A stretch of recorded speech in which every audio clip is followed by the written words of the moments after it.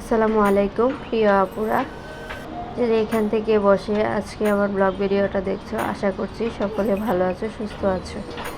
আলহামদুলিল্লাহ, আমিও আমার পরিবার নিয়ে ভালো আছি। আমি তানজিনা, ঢাকা থেকে নতুন দিনে আর একটি ব্লগ নিয়ে চলে আসলাম। আশা করব তোমাদের ভালো লাগবে। তো আজকে আমি সন্ধ্যার পর তোমাদের ভাইয়া বাজার নিয়ে আসছে, তো সবগুলা বাজার এখন গুছিয়ে রেখে দিব। তো এখানে অনেক বাজারে কিন্তু নিয়ে আসছে, আর হচ্ছে আমের আচার দিব, সেজন্য আমের আচারের জন্য অনেক প্রয়োজনীয় জিনিসপত্র নিয়ে আসছে। তো দেখতে থাকো প্রিয় আপু ভাইয়ারা কি কি বাজার আনলো। তো প্রিয় আপুরা, যারা আমার ভিডিওটা দেখা শুরু করেছো, প্লিজ একটা লাইক দিও। হয়তো আমি কথা গুছিয়ে বলতে পারি না বা তোমাদেরকে বোঝাতে পারি না, সেজন্য আমার ভিডিওতে তোমরা লাইক, কমেন্ট, সাবস্ক্রাইব করতে ভুলে যাও। আর আমার সাবস্ক্রাইবার সংখ্যা কিন্তু খুবই কম, অনেক দিন হয়ে গেল আমার চ্যানেলে, কিন্তু সাবস্ক্রাইব কিন্তু ঠিকই কম। এখনও কিন্তু আমার সাবস্ক্রাইবটা বাড়তেছে না।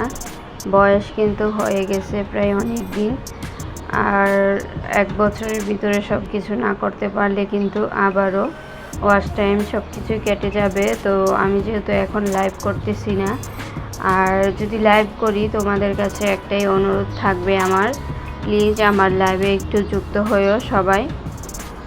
আর যেসব আপুরা লাইভ করো, যদি আমার ভিডিওটা দেখে আমার কথা শুনে আমার লাইভে আসতে চাও, অবশ্যই আসতে পারো। আমি রাতে 10টার সময় লাইভ অন করি। যদি তোমরা আসো তাহলে আমি রেগুলার লাইভ করার চেষ্টা করব।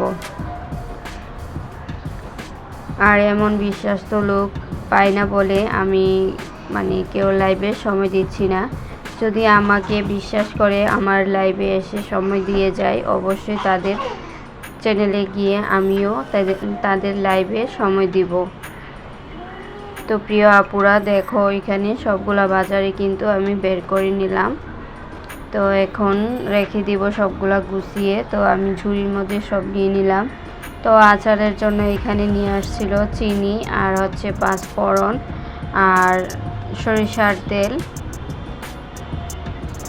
আর ছিল ধনিয়া পাতা, কাঁচামরিচ, চিচিঙ্গা, উস্তা, আর টমেটো, পেঁপে, শসা, নুডলস, মসুরের ডাল। এই ছিল আজকের বাজার সদাই। যে সবগুলাকে আমি এভাবে গুছিয়ে রেখে দিব। এটা ছিল বৃহস্পতিবার রাতের ব্লগ। তো বৃহস্পতিবার রাতে যে বাজারগুলো নিয়ে আসছিল সবগুলাই আমি গুছিয়ে রেখে দিব। তো এইগুলাকে শুক্রবারে আর রান্না করব না, সেজন্য রেখে দিব আমি গুছিয়ে আর কি। আর এমনিতেও একটু ব্যস্ত সময় যাচ্ছে। তোমাদেরকে গত ব্লগে বলেছিলাম যে আম নিয়ে একটু বেশি ব্যস্ত। তো যাই হোক, আজকে একটু আমগুলাকে আমি গোছাতে পেরেছি, আমার ব্যস্ততাও কমে গেছে। আর এদিকে দেখো, বাজার গুছানোর পর অনেক কাপড় চোপড় ধুয়েছিলাম, তো সবগুলো এখন গুছিয়ে নিব অফ ক্যামেরায়। তো যদি এই সব কাপড় ভিডিওর মধ্যে এনে আমি গুছাতাম তাহলে কিন্তু অনেক লং হয়ে যেত, সেই জন্য অফ ক্যামেরায় কাপড় চোপড় গুছিয়ে তারপর চলে আসলাম পরের দিন শুক্রবারে। তো শুক্রবারে আর বেশি কিছু আমি ভিডিও করতে পারিনি, কারণ একটু ব্যস্ত, সেজন্য। তো ছোট্ট করে আমার রান্নার একটা রেসিপি ক্লিপ নিলাম। তো এটাই আর কি, শুক্রবারের কোনো ভিডিও আমি করতে পারিনি। তো শুক্রবারে কিন্তু রান্না হয়েছিল পাতলা ডাল, আর হচ্ছে মুরগির মাংস, সাদা ভাত ছিল, বেশি কিছু করি নাই। পোলাও রান্না করার জন্য বলছিল, পরে দেখলাম যে অনেকটাই গরম বাহিরে, পোলাও খেলে আরও গরম লাগবে। আজকে মাংসটা আমি এভাবে রান্না করে নিব, হাতে মেখে মুরগির মাংসটা রান্না করে নিব আর কি, অল্প মশলা দিয়ে। মাংসর পরিমাণটাও যেহেতু কম ছিল, সেজন্য অল্প মশলা দিয়ে কিন্তু আমি হাতে মেখে তারপর রান্নাটা বসিয়ে দিব। তো প্রিয় আপুরা, প্লিজ আমার চ্যানেলটাকে সাবস্ক্রাইব করে পাশে থেকে যেও। আমাকে একটু বেশি করে সাপোর্ট দিও।